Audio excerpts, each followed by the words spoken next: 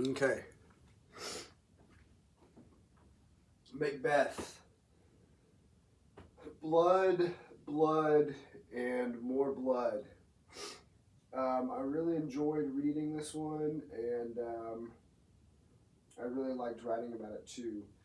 So I chose the FRQ prompt about a hero with a gift, and that gift that it becomes an advantage and a problem throughout the story, and how that ties into Macbeth.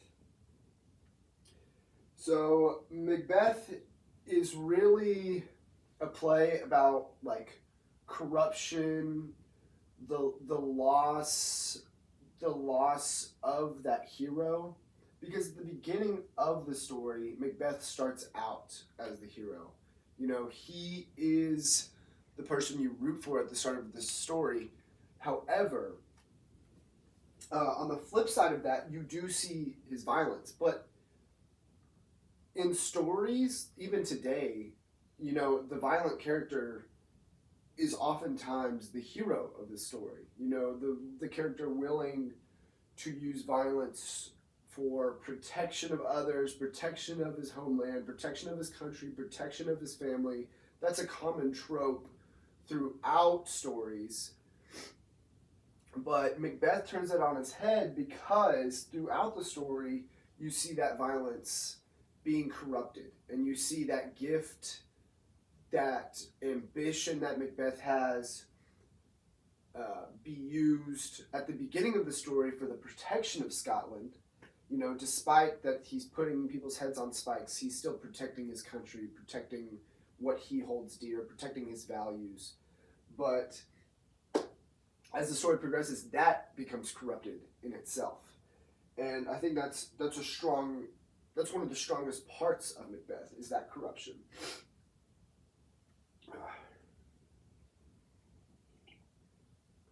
And Shakespeare, one of my big ideas is the symbols of blood that Shakespeare uses throughout the story. My biggest, the quotes I really love from the book are up here. Now, what does this first quote mean? And this first quote, I think, poses such, or let me get into frame here. This quote poses such a good question for the story. I think this quote exemplifies what I love about this story. I'm blood stepped in so far that should I weigh no more, returning were as tedious as go o'er. So when we look at this quote, it's more about Macbeth himself realizing that, we're not realizing, because the audience, the reader, may disagree with what he's come up with in his mind, but he believes that his murders to become king are too far, that he can't return back to innocence, and that his guilt is already has already gone so deep, and his corruption has gone so deep that there is no hope that he can go back to what was, and that he has to move forward, and he has to move forward with the murders and move forward to become king, and that happens in the story. But that poses a very interesting question, almost theological question, about guilt and about redemption. And is it possible to do these horrible, horrible things in return? And that is a question that's posed to the reader, and Macbeth himself believes no, he can't return back to the way it was, and he has to move forward. And then, with all great Neptune's ocean, wash this blood clean from my hand. Will all great Neptune's ocean wash this blood clean from my hand? So at this point in the story, Macbeth is conceding that even a godlike power won't be able to clean his sins. And I think that's strong moving forward for the story, because at the beginning of the story, you almost sympathize with Macbeth, because, well, sympathize is but you can understand Macbeth. You know, he, even in the first murder of the story, you still feel like he may be the hero. At the end of the story, he may be the hero. You know, he was, you could interpret it as him being pushed forward by the witches, by Lady Macbeth, to do these horrible deeds. We, as the reader, have to look at it and see if Macbeth was predestined to do those horrible things, or there was some intervening force, there's some intervening evil that makes him do those things. And that's my interpretation, is that no, the witches weren't necessarily, all the witches said is that he will be king. And Lady Macbeth and Macbeth himself ran with that idea and planned these murders, planned his succession to the throne. And Macbeth's guilt doesn't exonerate him from the evil deeds he's done. You can understand Macbeth because of his guilt, but by the end of the story, he has totally gone far. He has totally been corrupted, and he has become a totally evil king. But at the beginning of the story, it's strange because he's the hero. And it's a strange play. It's a short play, but you go from believing your character is the hero to, at the very end, understanding he is the villain. And you actually root for Macduff to kill Macbeth, or at least I did, at the end of that story. And I think blood in and of itself symbolizes so much guilt in this story. And the imagery of the like river of blood and wading through the river of blood gives it almost like a marshy feel, like a swamp, like he's walking through a swamp. That his guilt is like a swamp, and he's stepping forward, but it's getting harder and harder to try to clear his conscience. And you can see this throughout the story, and you can see his guilt. And blood, I think, is a powerful symbol for his guilt. My second big idea.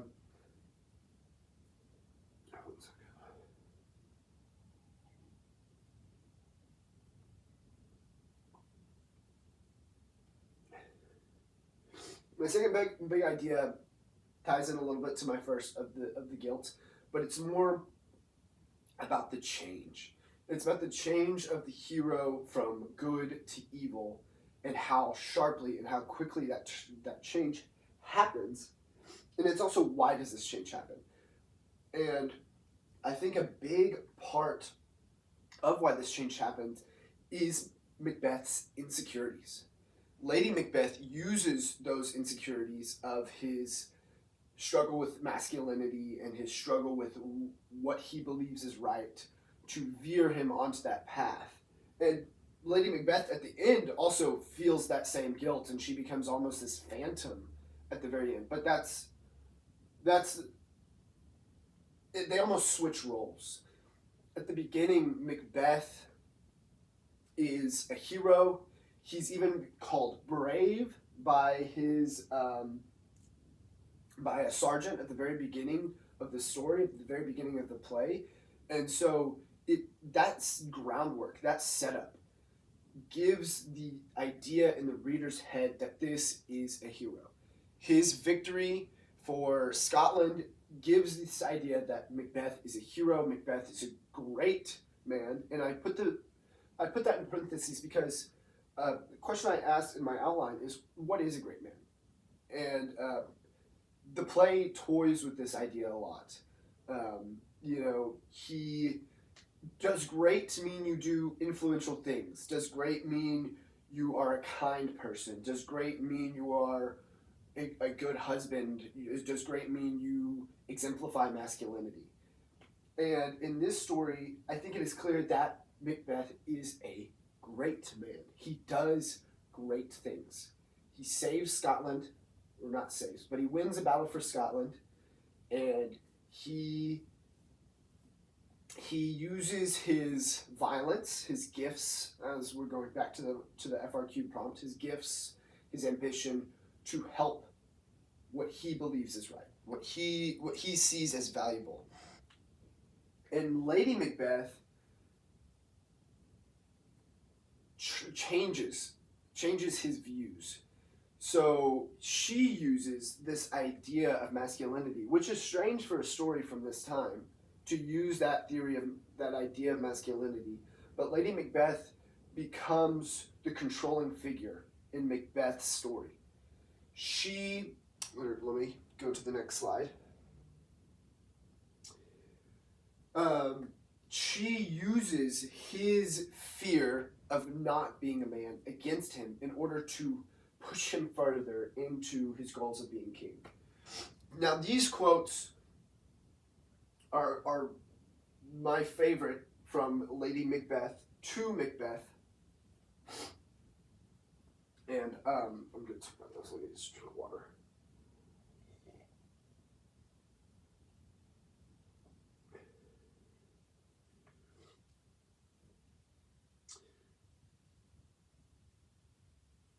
Now, this first quote is Lady Macbeth attacking Macbeth's masculinity directly. And this is potent because at the time, obviously, during Shakespeare's time, that the man was always seen as a provider, or not even necessarily a provider, but just a woman was subservient to the man. In this story, Lady Macbeth uses this idea of what is a man to make Macbeth subservient to her.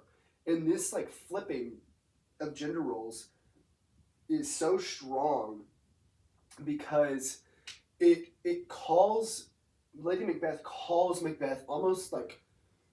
almost feminine. She plays with these traditional feminine values at the time, that is conscious. He thinks he's too good. He thinks he can't he doesn't think that these murders would be moral, and she uses that idea, that masculine idea, that you shouldn't, that those conscious morals are a feminine idea, and you're less of a man for not completing that task, against Macbeth to further her goals, because stated in the story, she wants to be labeled a queen. So Macbeth, obviously filled with ambition, but filled with guilt, he wants to be a king, but it's almost as if Lady Macbeth wants it so much more than he does. And it's interesting because at the end of the story, or near to the end, whenever he does become king, and he he kills more people, he murders more people, he orders the deaths of more people, that you thought that maybe, as a reader, from the groundwork of this story, that Macbeth would somehow, there'd be some chance that Macbeth would redeem himself. But when he does become king, he doesn't become a good and honorable king. He becomes a king that murders constituents and people that did not need to be murdered, that were not his enemies. And he murders them. And he goes more into his violence tendencies that are laid down in the beginning of the story. And it lends itself more to that shift about how much you can be corrupted.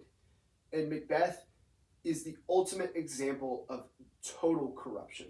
He goes from a hero to a villain, all because of a force, or not even a force, because an audience may argue, a reader may argue, that Macbeth, I'm kind of going for a long time, Macbeth had that darkness in him, and I think that's a good callback to Heart of Darkness, but Macbeth had that darkness in him and that propensity for evil already in him, because we can see at the beginning he's violent, but so many heroes of that time and of our time today in modern literature are violent characters.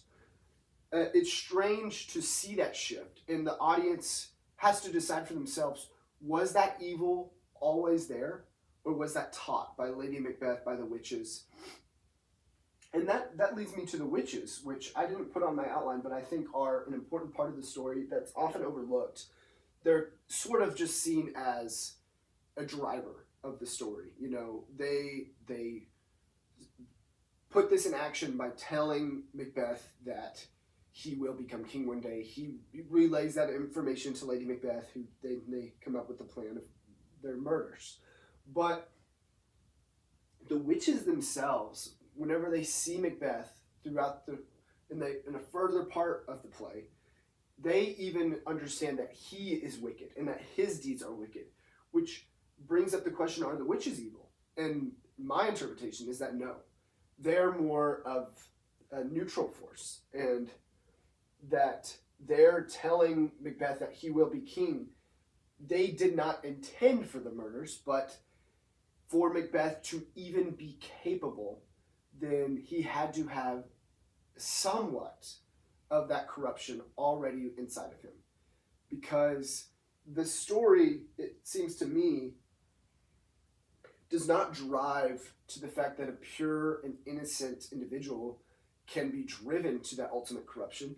I think, much like Heart of Darkness, it is saying that each individual has that corruption, and no individual is pure and innocent and wholly good.